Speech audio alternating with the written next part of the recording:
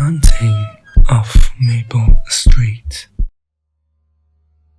On Halloween night, Maple Street was alive with children dressed as ghosts, goblins, and witches.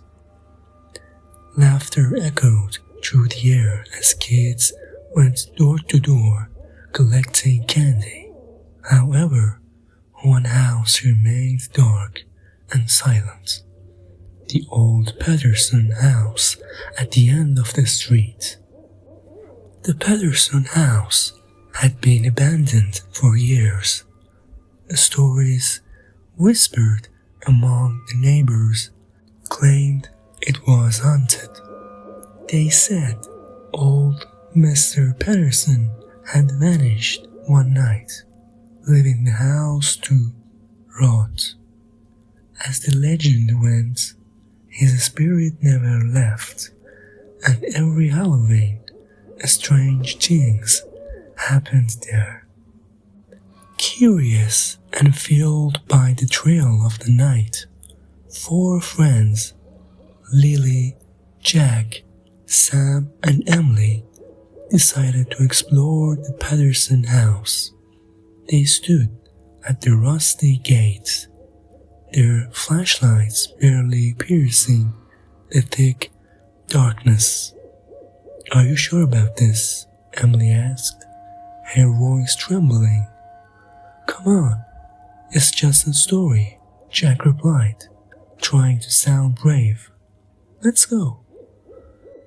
They pushed open the creaking gate and made their way up the cracked path. The front door was ajar, as if inviting them inside. They stepped into the house, the air thick with dust and the smell of decay. Their flashlights flickered, casting eerie shadows on the walls. The floorboards creaked under their weight, and the silence was oppressive. Suddenly, a cold draft blew through the hallway, extinguishing their lights. The friends huddled together, their hearts pounding in unison. From the darkness, a faint whisper echoed, "Get out." Lily's hand tightened around Jack's. "Did you hear that?" she whispered. Before anyone could respond, a loud bang came from upstairs, followed by the sound of footsteps. Heavy, deliberate footsteps, moving closer and closer. The friends' breaths quickened as fear took hold. "We need to leave," Sam said, pulling at Jack's sleeve, but Jack shook his head. "No, we need to see what it is." They cautiously climbed the staircase, each step groaning under their feet. At the top, they saw a door slightly open, a dim light flickering from within. Summoning all their courage, they pushed the door open. The room was cold, unnaturally so. In the center stood an old rocking chair, moving back and forth on its own. A figure sat in the chair, a shadowy silhouette of a man. His eyes glowed with a ghostly light, piercing through the darkness. "Who dares enter my house?" The figure's voice was a low growl. Lily screamed, and the friends turned to flee, but the door slammed shut behind them. The figure rose from the chair, floating towards them. The temperature dropped further, their breaths visible in the air. "You should have stayed away," the ghost hissed. The friends backed against the wall, their terror paralyzing them. The ghost reached out a bony hand, inches from Jack's face.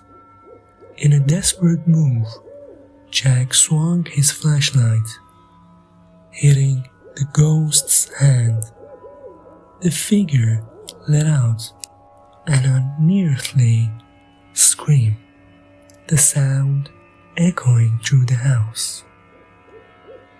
In that moment, the door burst open and they ran, not daring to look back, down the stairs, through the hallway, out the front door. They didn't stop until they were back on the well-lit street, gasping for breath. The Patterson house stood silent and dark once more, but the friends knew they would never forget the horror they faced that night. They never spoke of it again, but every Halloween they made sure to stay far away from the house at the end of Maple Street. As they grew older, the memories of that night faded but never fully disappeared. Lily moved to another state, Jack joined the military, Sam went to college, and Emily stayed in the town, forever wary of the old Patterson house. They all stayed in touch, but they never discussed that fateful Halloween.